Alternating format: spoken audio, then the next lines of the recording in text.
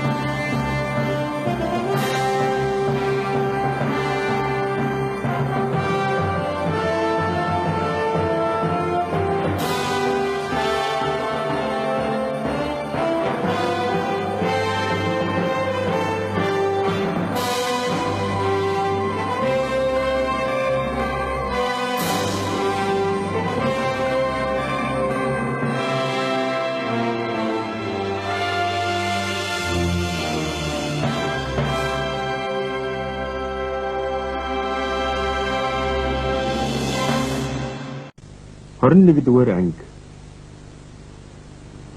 Нэг чиний яриад байдаг тэр Го Бао юу гэдэг чинь ямар шүү хүм? Хятад хүн л дээ. Хаана байдаг юм? Пингян гэдэг нутагт. Юу хийх юм бэ тэгээд? Пингян хошууны захирагч. Эцэд нойрмоглоод байгаа юм да. Жаахан тодорхойлох хэрэгж. Харин та жаахан яарад л байна уу да. Го Бао чинь тан улсын нэрч энжин Гуази игийн угсааны хүн. Бичиг зэргийн эрдэнэд нэвтэрхий хэдийгээр одоо алтан улсад хүчин зүтгэж байгаач зөрчид нарт ясам ханасаа дургу юм. Нөгөө Юли гэдэг үлээд Юли чууд цай хэлж байна уу? Тийм ээ. Юли чууд цай Кеданы язгууртны үр хооч. Их Ляолсын Дун Бэн бангийн 8 дахь үеийн үр сад. Эцэг нь алтан улсын Жанзун хааны үед баруун гарын эрхэн сайд хийдэг байсан. 60 гарсан хойлооны хүүтэй болсон нь Юли чууд цай байгаа юм. Хүүгээ эрдэнтэн мэрэгэн болоорой гэж элэгдэн эцэг нь чүү цай гэдэг нэр хайрлсан гэлээ. Өгсөн нэрийн жинцэн гэдэг. Цаанаа бол өсөж том болоо харин улсад хүчин зүтгээрэй гэсэн утга агуулсан гэдэг. Чүү цай багаасаа олон хэлүүдж номын мөрхөн төгс удрыг нэвтрхий сайн мэддэг хэмээн түмэн олондоо алдарсан.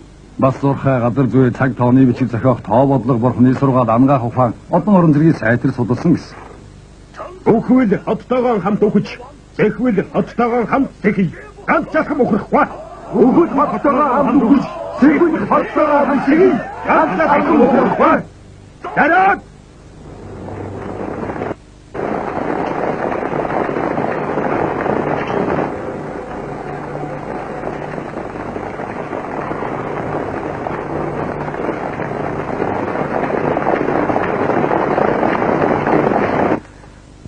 Зөндөө хот могой тасарвч гөрвлийн дайсаа гэдэгтэй адил дайран эзлэх хэцүү хот. Зөндөө хотын татаад гол гүнзгий фермэн өндөр учраас гаднаас халдан довтвол нэм бэрх. Тэгээд шаргадсан араатныг ордох тусам аюултай байдаг. Зөндөө хотыг эзлэхсэх хараахан бодоогүй юм шиг байна. Би юу ч гэсэн зэв жанжинаа хотын байдлыг тандаад эргээд явууч гэсэн. Тэгээд чи нөгөө бардам хааны нэг жаахан айлгаад авах гэмгүй байна. Та одооны хааныг хэлж байна уу? Тэрнийг ер нь би их болов. Ээлэлгүй яах.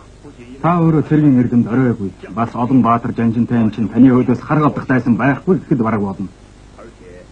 Тэгээд ч алтан улсад Сизүн хаанаас хойш Мөнхөг эзэн мулгуу ноёд олшроод төрийн хэрэг ихэд цал гарцсан. Дээр нь хэд хахуу цадгаан алдаж Наншаад Кедан хүмүүс төдийгүй зөрчид нар хүртэл бухимдах болсон. Иргэнийхээ санаа сэтгэлийг алдна гэдэг төрийн баг нь гангасны шинж биш гэж үг.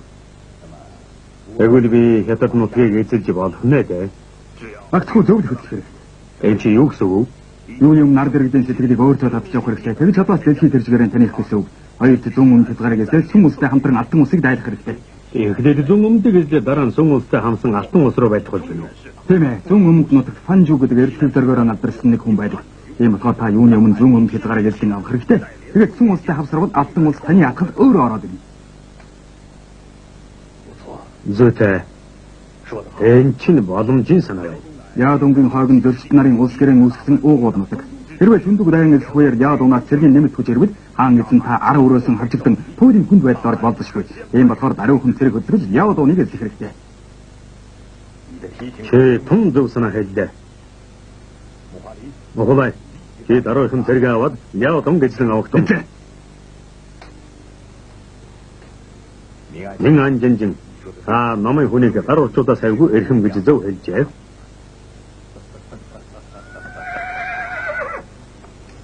Хата.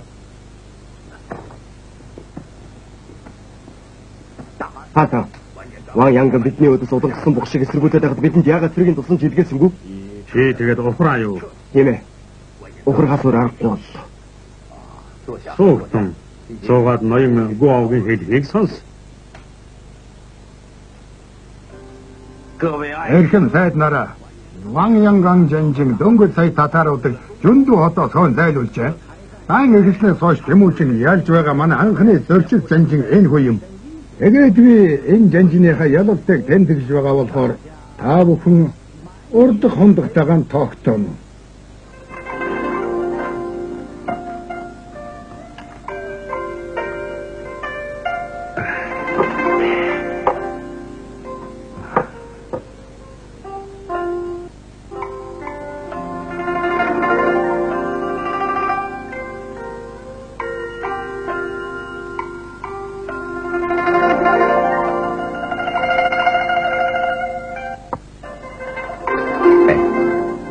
Чансан.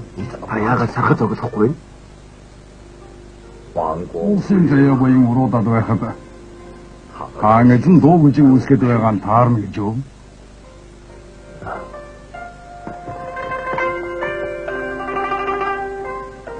Хаана?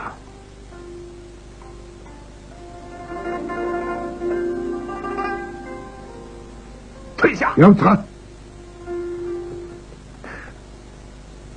Яад ун эзлэдэг үү?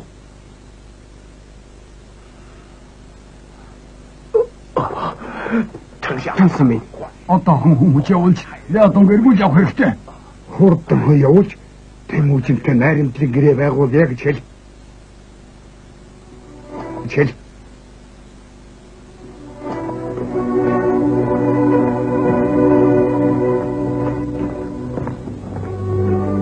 Алтан улсын элч Вангийн Чинхүү жанжин биевэр Монгол улсын Чингис хаанд бараалдах байна. Жанжин та бастун. Та болбоос хуушаа хуу болон жуха gooцын нартай адилгүй хүн гэдгийг би мэднэ. Алтан улсад цөөхөн байдаг хүндэтгэл үзэх дайсны нэг та гэдэг. Босогтун. Та өдөөсөө. Их хаан талархлаа.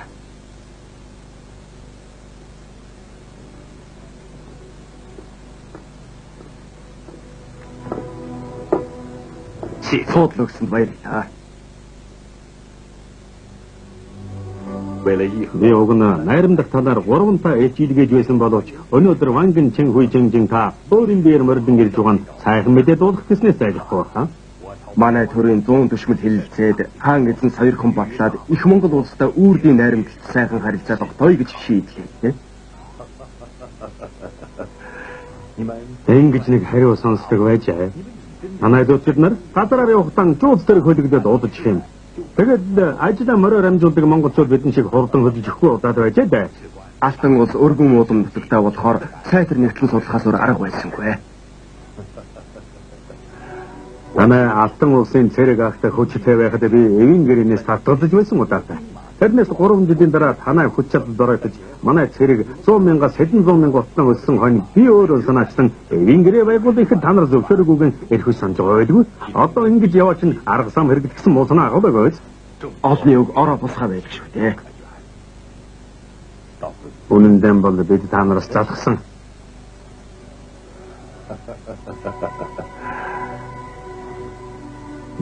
Танай зөрчил нарыг Ляо улсыг эзэж Сүн улстай байхад манай монголчууд саад татвар хийгээгүй.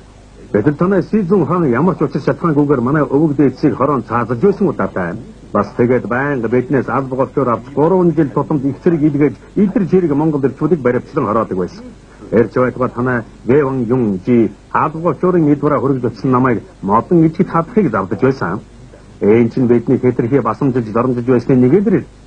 Тэгээд би өшөөгөн авах гэж зэрэгдэн хөдөлсөн юм. Харин өнөөдөр та нар хэлэлцээр хий гэж байгаа бол сайнд байна. Юуны өмнө нөхцөлөн тогтцгоё. Манай хаан эзэн гүнжээ Чингис хаан таны баг хатан болгон хөр шийдсэн. Энэ Ванжоу жун хатанг хүннүүгийн хаанд өгч байсантай адилхан алхам юм. Юун жингийг охин гинэ? Эвд мөнх тэнгэрийн таалал байж. За тэгээд 3 жил өхөлдөнд дайсан манай Ваатар ирсэн уур хэлэнг танай хаан яаж арга бий гэж байна да. Бид 500 охид хөвгүүд авчирсан. Танай жанжин бас тэргүүдэд үйлчлээ. Бас 3000 шахан морь авчирсан. Дээр нь 100 тэрэг хоргой торгыг танай тэргүүдэд дайны ол хэмээн өгч байна.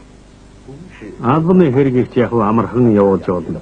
Харин таныг харахад манай тэргүүд ямар шоу байна да? Үнэхээр эрлэг баатрын шинжтэй байна. Харин юу гэж? Эдний зарим нь хүн алах донтоо болчихсон гэлцэх юм байна лээ.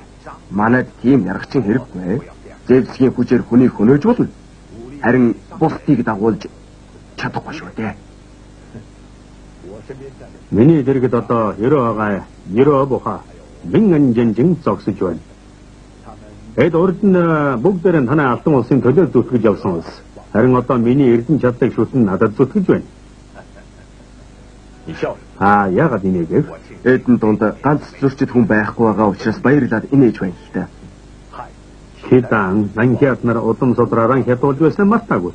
Энэ чинь танай улсын хамгийн ноцтой асуудал байсан шүү дээ. Хаан эзэн та бидний зам мөрөөр битгий орчхоор доо. Тун зоригтой цэцэн цэлмэг хариулж байна шүү. Энэ удаа урдын өшөөгөн авч шударга ёс тогтоохож дотор газар руу халдсан. Тэрнээс улс үндэстний хүйс тэмдэг санаа агуулаагүй. Тэгээд л танай улстай эвийн гэрээ байгуулах санал удаадраа тавьж байсан хэрэг л дээ. Хаан эзэн та тэгээд хилээ буцах гэж байна да. Би чинь тэр Цигоо гүнжээ хараагүй л байна шүү. Би одоохон жүндүүд очиж Цигоо гүнжийг явуулан Бэку газар тантай сүүй барилдуулъя. Дараа нь би өөрийн биеэр хаан эзэн таныг тавчаад бомбоор гаргаж өгье. Дүүжинжин таныг тэр хол явуулж чилэх хэрэг байна уу да? Үгүй дээ. Чэнхүү биевэр хаан эзний зарилгаар таныг айлуулах эртхэн цагаан хэрмээр үдэн гаргах тушаалтай хүн. Намайг хэлсэн үгнээсээ босдог хүн гэж та арайгадаггүй. Хаан эзний хэлсэн үг баттай гэдгийг би мэдэхгүй яах вэ? Гагцгүй хаан эзэн таныг энэ нутгийн эзэн хүний ёсоор үдэн гаргах гэдэг юм шүү дээ. Би үнэн мөнөн эртхэн хэлчихмээр байна. Танай улс байгуулсан гэрээг нь зөрчүүл. Би өөрөө төвчөд өнгөрч болох юм. Харин эрдэс салим маань төвчөхгүй байх шүү гэдгийг энэ удаа сануулмаар байна. 1214 оны хавар Чингис хаан нөхцөл байдлыг дүгнэн үзсний эцэст алтан улстай эвийн гэрээ байгуулж Цигоо гүнж олзолсон хүм мад эд баялагын аваад нутаг утсан байна. Энийн хүчээр сэлбэж ашигтай цаг хүлээх гэсэн давхар санаа агуулсан байсан. Гэтэл энэ синхийг ашиглан хүч чаднаа сэлбэх хүчтэй алтан улс дотооддон үеийн самунд идэгдэн хүчин улам тарамдсаар байлаа.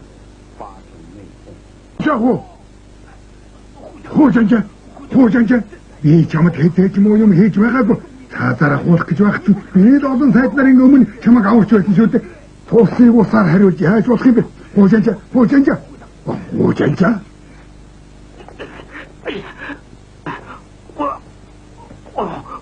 Хөөжанжа. Чи намайг тавьчих л да. Би улс гүрнийхээ талыг өгье. Тэрний хариуд намайг тавьчих л да. Тэгвэл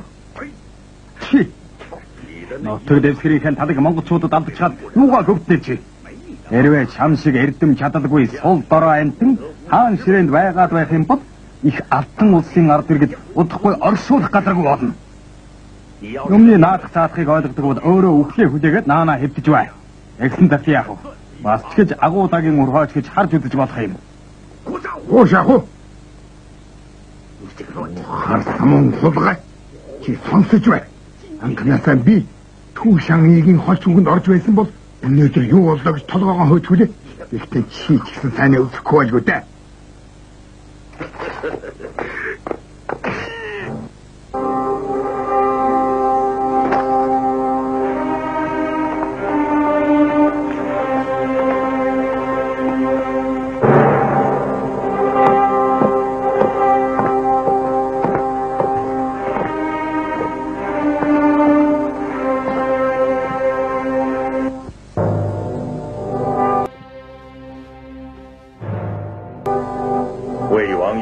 Вэван Юнжи хааны эрдэм чадал сул дараагаас болж Алтан улсын төр мөхөхөд хүрээд байна.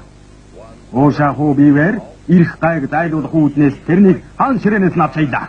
Явж улс гүрэн маань ганц өдөр ч удам эзэнгүй байж болохгүйг бодсон энэ хүнд бэрх цагүйн байдлаас салшралгүй өөрөө улсын төр цэргийн бүх эрх мэдлийг би авахар шийдлээ. Мовчи. Алтан улс мөхтг нь эрэлхэг сайн жанжин сайд ховорцноос болсон. Айл удаанд олонтоо ядагдсан хуушаахуу чиний гэм нүгэл Вэван хааныхаас дутхгүй хаа. Чи ямар эрдэм чадaltaй да. Төр цэргийн бүх эрхийг авах санаа агуулж байна уу?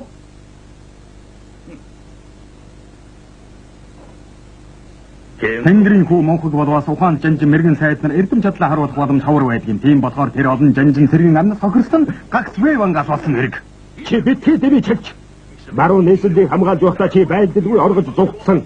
Дараа нь цавчаан бомбыг сахиж байхдаа дайсныг ар хударгаар оруулан нийслэл удам ойртуулсан. Энэ бүхэн Вэвангийн алдаа юу?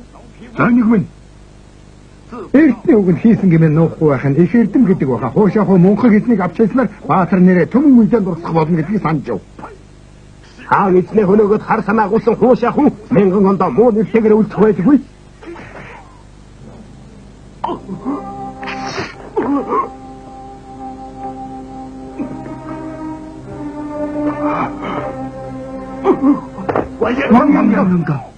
Richard.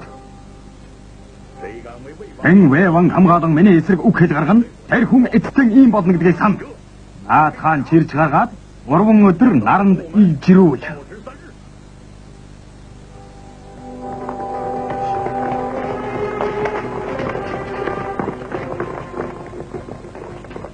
Чингис хаан. Сүн улстай хавсран Алтан улсыг дайдах гэсэн Гуо Бао Юугийн үг туйлын дүг байж.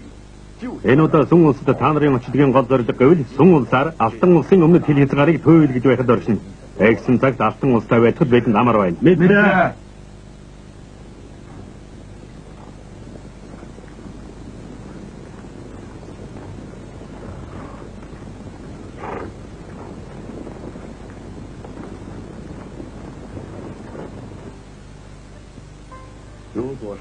Аль нэг улс үндэстэн доройтон буурах нь хариулсын хүчтэй нөлөө байдгаас гадна дотоод хүчин зүйлээс заавал шалтгаалсан байдаг. Эртний үгэнд тэнгэрт тэрсэлсэн хүн мөхмөй гэсэн байдаг. Чингис хаан Сүн улстай хамтран Алтан улсыг дайдахаар зэхэж байх үед Алтан улсын хаан ширээнд задарсан залуу хаан Охор найр цэнгэл толгоогоо мэдүүлсэн байлаа. Ваняна ха. Алив. 3 жил гаруй амгалан 50 байлаа шүү дээ. Бүгдээрээ нэг хундах тогтооч. Би чансан багтаа Цэгуа гүнж болон мянган өсвөр насны хүүхэд их хэмжээний алт мөнгө эд агуурс монголчуудад өгч явуулсан. Тэгээд оронд нь хааны ордонд дуу бүжиг эгшилүүлэхээс өөр олигтой зүйл хийж чадсангүй. Миний хийсэн нүгэл улам ариун болжээ. Чансан минь та өөрийгөө юунд хамаагүй зэмлэн вэ? Эртнээс нааш ураг барилд найрамдал тогтоох явдал байсаар ирсэн шүү дээ. Ганцхан манай улсын үед тэгж байгаа юм биш. Тэгээд ч улс орны эрх ажигт нийцж байвал бодоо биш үү? Гэхдээ 10 жилийн хугацаанд бодлогоо эргэн харж, иргэний амаржуулан цэргийн хүчээ бэхжүүлж болзошгүй дайнаас сэрэмжлэх учиртай байсан. Гэтэл өнөө маргааш ийхүү аргачлааг өнгөрүүлж болно гэж юу? Тушааны чансан та бас юу яриад байна? Та нар нэрэн юу хэлцээд байна вэ? Тушааны чансан инхийн хэлсээр тогтоосон энэ аятай үеийг ашиглан улс төрийн хүчийг бэхжүүлүүлээр гэж байна. Тушааны чансангийн хэлдэг тун зүйтэй. Гэхдээ хуушаахуу баруун гарын жанжинтай би маш чухал нэг бодлого зөвлөн гаргаж ирсэн. Нэгд олон муж хошуудын захирагч нар дор бүрнээ хүчээр бэхжүүлэх. Хоёрдугаар дайнд үргэлжсэн айл өрх бүрийн өсөж томорсон хүүхдийг хэрэгт татаж тэргийн хүчээр зузаахах. Гурав иргэний сэтгэлийг олохын тулд их хөршөөлийн зарлиг буулгана. Хаан эзний гэгэн оюуны төлөө бүгдээрээ энэ хундгыг тогтооё.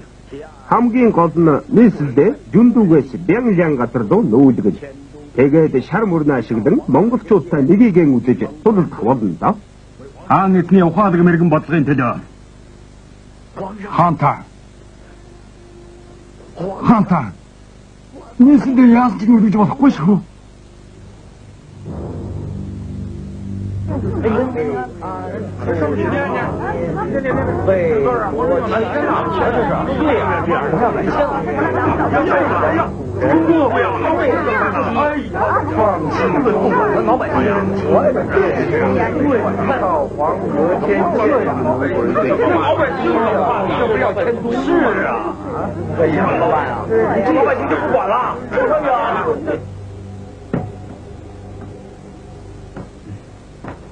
Anh cha khoan, 어떤 시?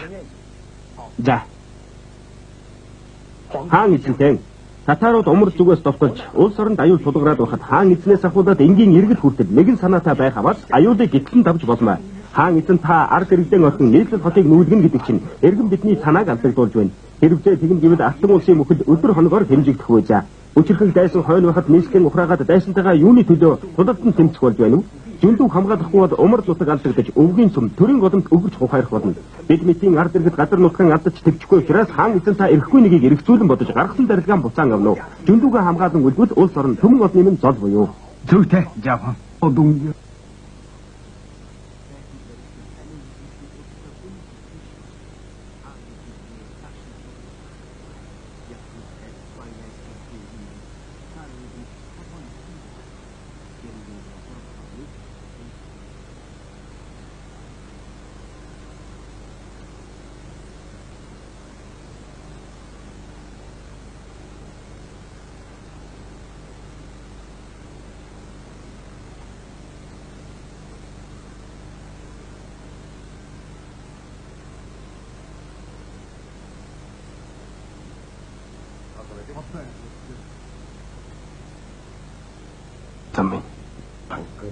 манай төр улсын үндэс болсон газар.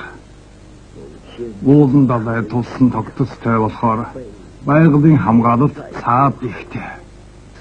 Уг газараа нөөц даван бэхлэн сахна дунд зэргийн бодлого. Кайпон хот руу нийслэлээ нүүлгэх болвол өмнө тал сүм улс, баруун тал тангууд улс, хойд тал Монгол улс байгаа болохоор гурван талаас дайсан чахаг бич мэдэх хамгийн ядарсан арга тэр болно. Энэ бодлогыг хаан эзнэр яасан ч зөвшөөрүүлж болохгүй. Шансан минь.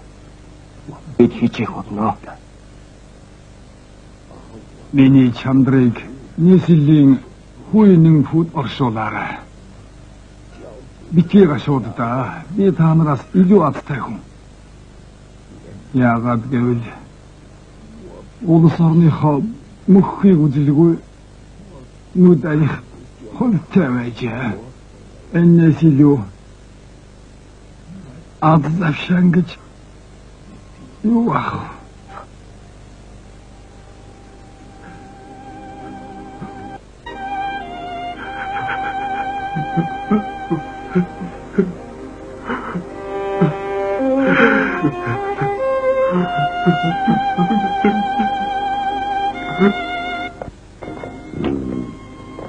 Их сайн бичжээ. Ёв хандуугийн эрдэм чадал тун сайжирсан байх шүү. Би танаар антайгаад асуудах гэж ирээгүй юм шүү дээ. Нэрийн ихэнд таны нэрийг биччихсэн байгаа. Бидэнтэй цуг явж хаан эзэнд энэ айлтгалыг өргөн бариуж ямар вэ? Уга. Яв ангсон өвгөнд шаварч бурхны зам мөрхөө хөршийдсэн. Гурван ертөнцийн чандыг алгасан 5 мохуудын дунд байхаа болсон.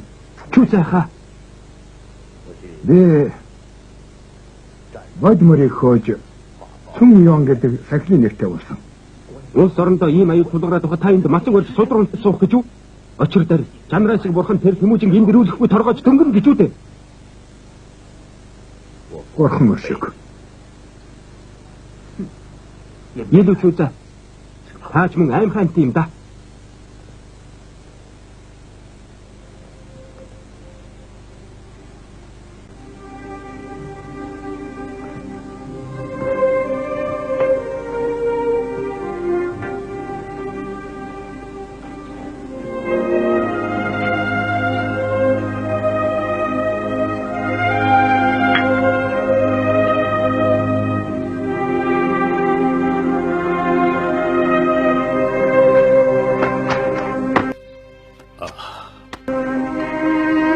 Хаант нь та бүхний айлтгалыг үзэж сойрхоод улс орныхоо төлөө ингэж санаа зовж явдаг тань их баярлж байна дээ. Тэгвэл нийслэлээ нүүдэхэ болсон гэсэн үг үү? Хаантан урагш явж харин энэ газрыг хунтайж бидээр сахин үлдэхэр болоод байна. Жүндүү хотоо хаяаг үлээ гоё те. Жүндүүг орхиогүй юм бол хаантан урагшаа явах ямар хэрэг байгаа юм? Нуувай. Одоохон цаанаа байгаа хүмүүсийг эндээс хөөж явуул.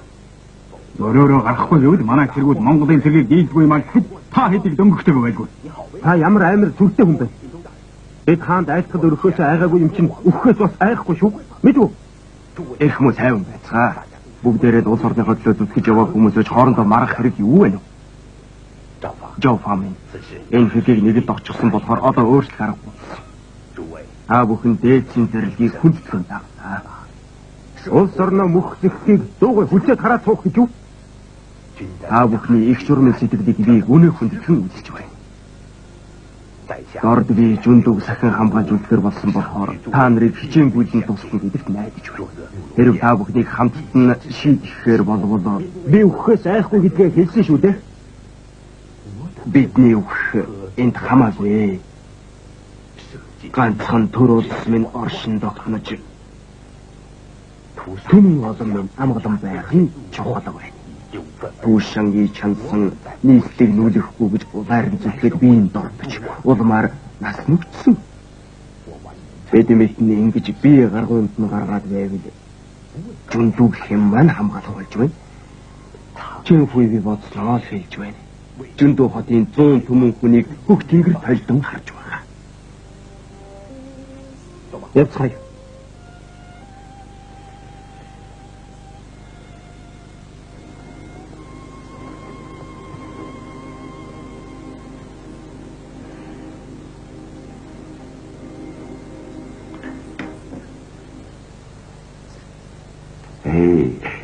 Миний хөө алив аавагэрэ аавагитэ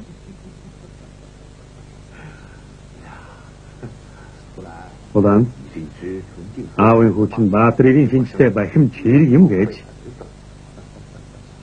хаана өрмөн охин байсан бол дээрээсээ охин байсан бол сон болсон хааны алив овг ангийн толгойд итгэл хаатай дэмжний чинь зэрэгээ болно ах байсан да. Тэгвэл бид хаан танд улманд нэг зүсэх юм. Юу айдагээд юу нэмэгдэг вэ? Цагаат адаж хоёрыг хараад байхад хоорондоо байнга харгалзах нэмэгдэх юм шүү дээ. Хүүхэн өсөж том болохоор сайн байсан банаа дагуулсан бааз зарцах юм. Ямар байр суурьнаас хамт хөдөлгөхгүй айж юм. Ямар юмнийхэн байр суурь байх вэ? Чиний төрүүлсэн хүү бүртийн 4 хүүгээс тодорхой байр суурь тавих болно. Тэгээд хүмүүс жаргах болов. Намайг амьд зэрэг байгаа цаг хүүхдүүд минь бүгд л хүндлэгдэж явна. Хаанта Ная жанжин тэрний тухай мэдээ айцгийг. Адам. Холон хүү хоёрын маань сайхраа асууж байгаарай.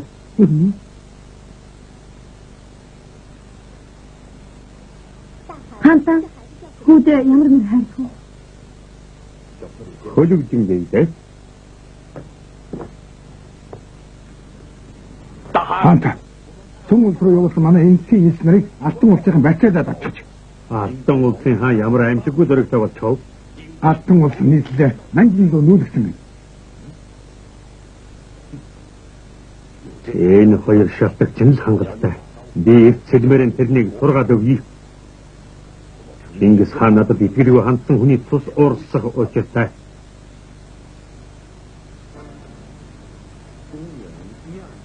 Мен 214 оны 6 сард Монголын цэрэг 2 удаагаан Алтан улсыг дайлаар марлоо. Тэд Бэковгаар Жинжоу, Ижоу, Шэнжоу, Шүнжоу зэрэг газрын руу халдсан байна. 7 сард Алтан улсын хунтай Вангин Шоужун Дүндүү хотыг орхон явлаа. 10 сард Мохолай Яодунгийн хойг руу дайрлаа. Манай эртний 1215 оны цагаан сараар Монголын цэрэг Сүнжоу гэвдэн Дүндүү хотод төхөн ирлээ. 3 сард Алтан улсын жанжин Ванчинчин хүй Сусаран захиавчиж Кайфын хот руу илгэн туслан жуужээ. Алтан улсын хаан нэмэлт цэрэг хүнс цэргийг Дүндүү рүү явууллаа. Харин Монгол цэргүүд тусламжийн цэрэг хүнсийг бав жавган орчим олзон авсан байна. Юундөө хотод амуу удаа тасран өлсгөлөнгийн аюул нүүрлжээ. Хурд яваарай. Хурд.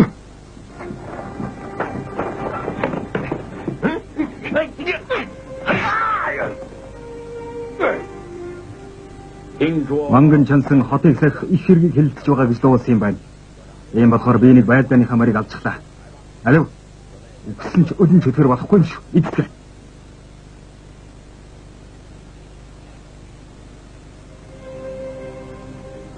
Байдаг бүх морой нэдэлчих бол хотоос гарч дайсантайгаа яаж байх вэ вэ? Бас хотоос гарч байх тухай ярьж байдаг байх шүү. Манжинаас дахин цэрэг хүнсний тусламжийг тэл монголчуудыг цайдтан оруулахгүйгээр хамгаалж чадвал бэдийн даяа. Хаантан бидэнд дахин тусламж илгээх болов уу? Хэрэг эрэхгүй бол Монгол цэргийг оруулахгүй байсан ч бид өөрсдөө хагас тарж тэсэхгүй бүгд үлбэрч үхэн шүү дээ. Хаан эзэн хунтайш нарыг өмнө зүг явснаас хойш би улсынхаа ачийг үхлээрээ хариулахар шийдвэ. Одоо үхэх цаг нь удахгүй болсон шиг байна. Та нар тэгээд үнэхээр амиа өргөхөөр шийдсэн гэж юу? Яадаг ч байсан хаан эзэндээ үнэнчээр зүтгэж байгаад л дуусхан шиг байна да. Үгүй ядаж хаантан гэгэн эзэн байсан бол ч яа идэх вэ? Чи тэгээд бүслэлтийг сэрлэх санаатай байгаа юм уу? Хэрвээ үнэхээр бүслэлтийг шийдэлж гарвал үнэнчээ харуулах боломжтой байна. Энд дэмий суугаад үхлээ хүлээхээс хавьгүй дээр шүү дээ. Чансан минь. Ванян шиг үгийн хэлдэг зөв шүү. Оргоё. За яах вэ? Хүний бодол өөр байдаг хүн яах чаргагүй. Та нар явцгаа.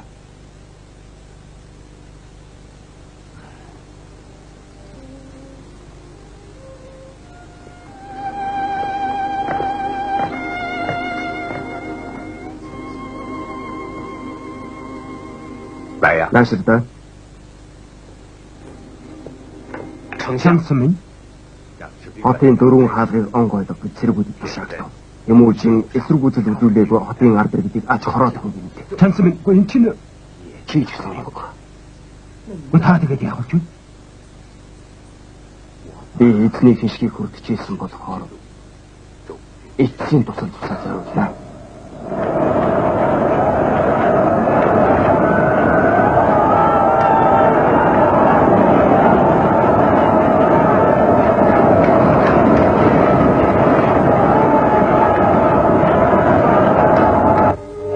Хаан эзэн би аюудаас хальширлгүй жүндүү хотыг Дамсалтай над олноос хэтийцсэн эрдэм чадваргүй болохоор энэ албандан осолдох боллоо. Дунд нийслэл төгшүүртэй болжээ. Атаатан дайсанд амьд барихтын оронд алтан амаараа шудргийг гүйж өвөл дээр. Хаантан минь эрдний бян нанддаг нараа. Ялт сайд вангийн чанхуй чусан нулимс урсгах нь ёслон мөргөж байна. Жэйюгийн 3 дугаар оноо 5 сарын 2.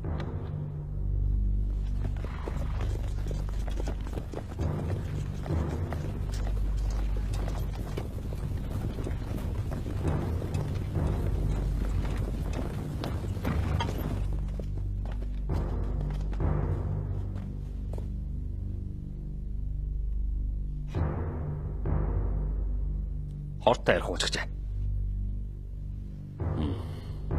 Даан харамсалтай. Энэ бол баатар хүн. Зөрчин үнэ ясаллаар өвдөг шигээр оршуулаарай. Хөө. Аяа.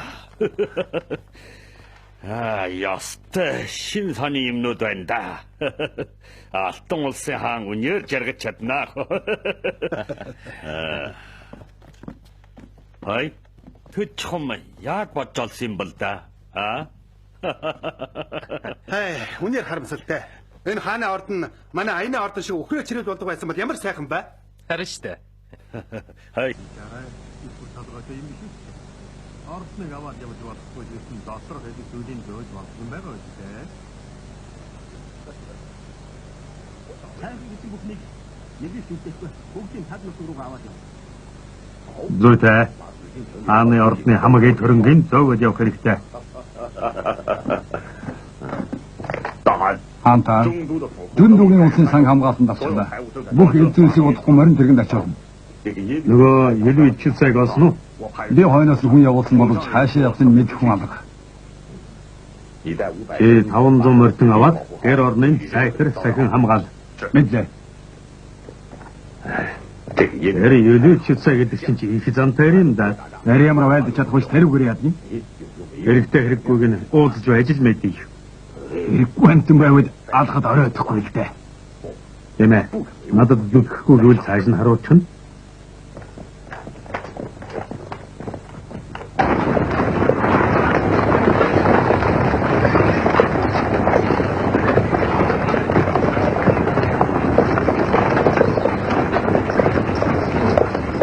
Хаантаа ордон болон улсын сангийн хамаг эд хүнсийг зөөгөөд ирлээ. Уун сайн. Ная. Манай зэрэгүүд ядарсан байна. Бидний хотод оруулж 3 өдөр дураар нь орчих. Мэдлээ.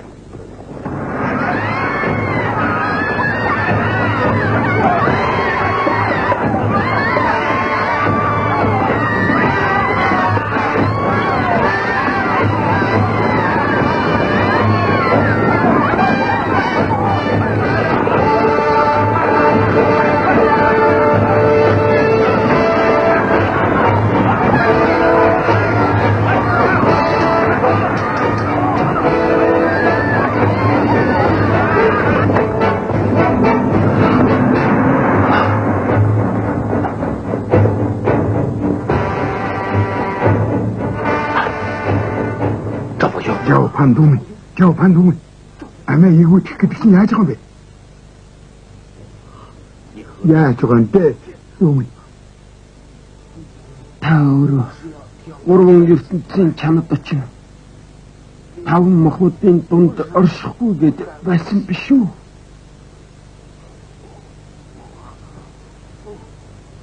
Бурхны сүм түүмэр татах.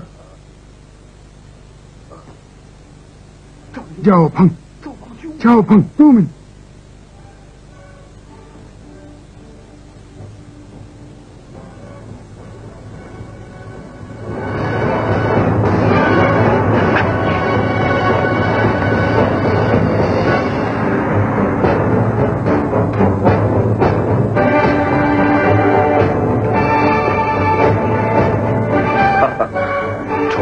Чууцаах сайн байна уу? Чингис хааны зэрлэгэр би таныг энд их удаан хүлээлээ.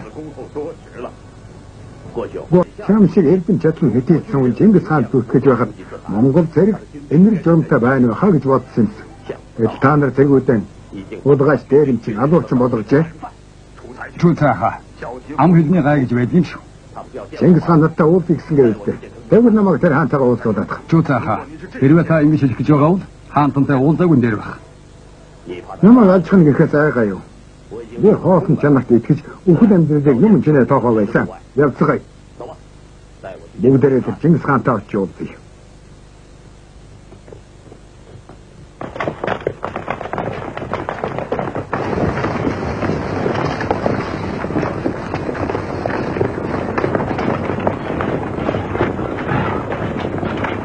Мөнхсөн улсын манууха юлүүчүүд цай танд бараалахаар ирлээ. Зөвлөж. Бүгдээ энэ урт сахлын харвуу. Хаантан таныг урт сайхан сахалтай юм гинэ. Лордве Маншад, Кедан, Өрчид, Монгол хэл мэднэ. Хаантан, миний сахал тийм чухал биш болов. Их хаан танай зэрэгүүд хотод юу хийгээд байгааг асууж болгосон болов уу? Манчад монголчууд бид бүгдийн löшөөг авч байна. Миний өшөөг авч байна гинэ. Тийм ээ. Чи өөрөө Кедан хүн байв үстэй. Тийм ээ. Танай явуул алтан улстай зууныг дамжсан өшин байсан гэв үстэй. Хэдийгээр алтан улсыг эзэлсэн ч танай Кедан нарын ч гэсэн нар гарч байгаа байлгүй. Энд дөрч байна. Үнэ? Манайхан 3 үеэрээ алтан улсын цайд төшмөд явсан. Юлүүчүүд цай би яахан эзэн хандаа очих вэ? Тэгээд ч Монгол овгийг дарлаж хэрцгийж байсан хүмүүс нь алтан улсын хаан төшмөд болохоос биш зөндөө хотын гэрийн эргэд яагаад ч биш. Хаан эзэн та тэргүүдээр жүндүүгийн иргэдийг талуулж байгаа нь өшөө хонзон авч байна уу? Аль эсвэл өш хонзон шинээр зангидж байна уу? Яадаг нэ?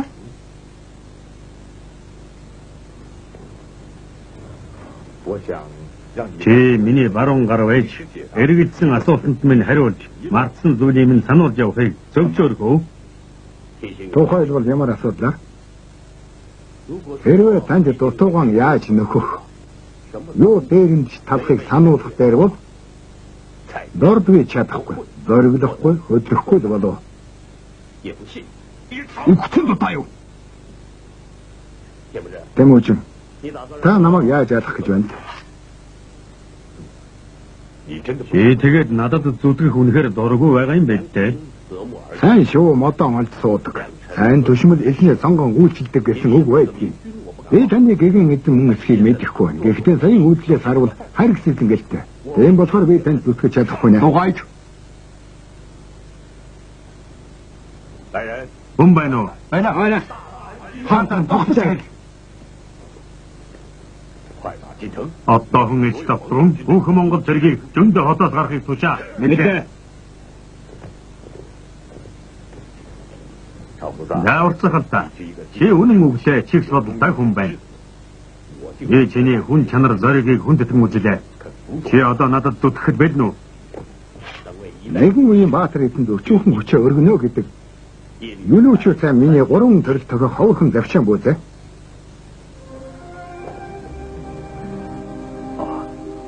Эхэм та босгтон. Хаантан та марь. Чингис хаан хэмээх ертөнцийг байдан дагуулсан энэ их хүнд харахад туйлын эзэмгүй мэт мөртлөө үнэнчээр нөхөрлсөн 2 эрдэмтэн таарсны нэг нь Чанчин бом хэмээн нэрийдсэн Цви Чүжи. Нөгөө нь гагц Чингис хаанд төлөөгүй. Түүний үр сададан ч гэсэн асар их тусаан өгсөн Илүй Чүцай нар байжээ.